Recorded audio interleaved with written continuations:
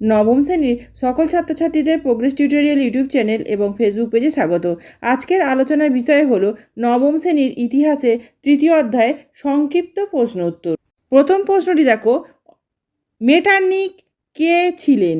উত্তর, অস্ট্রিয়ার প্রধানমন্ত্রী মেটারনিখ ছিলেন ভিয়েনা সম্মেলনের সভাপতি। তিনি ছিলেন রাজতন্ত্র, অভিজাততন্ত্র ও সামন্ততন্ত্রের গোড়া সমর্থক।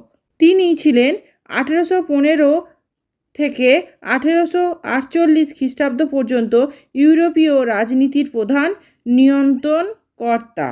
পরের প্রশ্নটি দেখো, মেটারনিখের যুগ বলতে কী বোঝো? উত্তর, 1815 থেকে 1848 খ্রিস্টাব্দ পর্যন্ত ইউরোপীয় রাজনীতির প্রধান নিয়ন্ত্রক ছিলেন অস্ট্রিয়ার প্রধানমন্ত্রী প্রিন্স মেটারনিখ।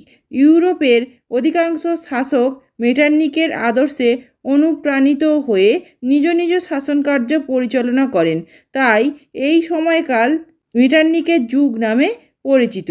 পরের প্রশ্ন দেখো, ভিয়েনা সম্মেলনের প্রধান ব্যক্তিত্ব কারা ছিলেন?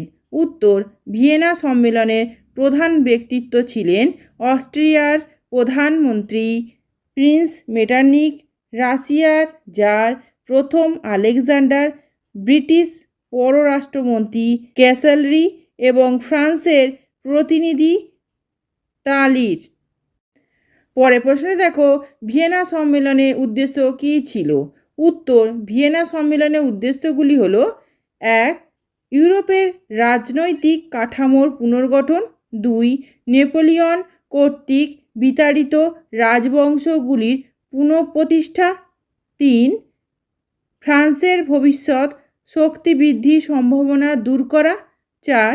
নেপোলিয়নের বিরুদ্ধে সংঘটিত যুদ্ধে ক্ষতিগ্রস্ত দেশগুলির ক্ষতিপূরণের ব্যবস্থা করা প্রভৃতি।